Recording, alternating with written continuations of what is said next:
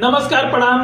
एगो और वीडियो आप सबके बीच अपने चैनल के माध्यम से भेज तनी। अगर बढ़िया लगी तो अपन प्यार दुलार देहल जाई कि आज बुझत नहीं खा एक दिन बुझाई तोहरा। आज बुझत नहीं खा एक दिन बुझाई तोहरा। हमारे कहल बतिया सगरो याद आई तोहरा। आज बुझत नहीं खा एक दिन बुझाई तोहरा। आज बुझत नहीं खा एक दिन बुझाई तोहरा। जवल चढ़ल बा जवानी तवल कहलो मान मानी। जवल चढ़ल बा जवानी तवल कहलो मान मानी। जहिया होई परेशानी तहिया सब केहू जानी। जहिया होई परेशानी तहिया सब केहू जानी। कि जवल जांगर बाटे तवले बाबरियाई तोहरा। आज बुझत नहीं खा एक दिन बुझाई तोहरा।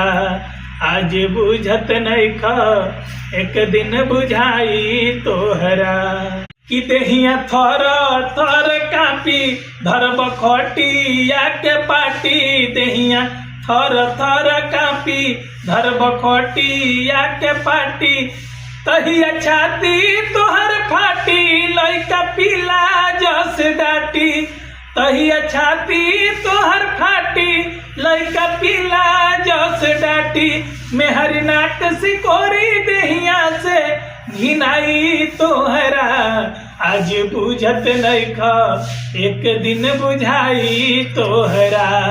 आज बुझत नहीं खा एक दिन बुझाई तोहरा। कि करबया रे माई बाप मन में होई पश्चाताप। करबया रे माई बाप मन में होई पश्चाताप। सुझिए के गो पाई दैबले जैते उठाई। सुझिए के गो पाई दैबले जैते उठाई। अपने व्याप से व्याकुल देहिया तब घिनाई तोहरा। आज बुझत नहीं खा एक दिन बुझाई तोहरा।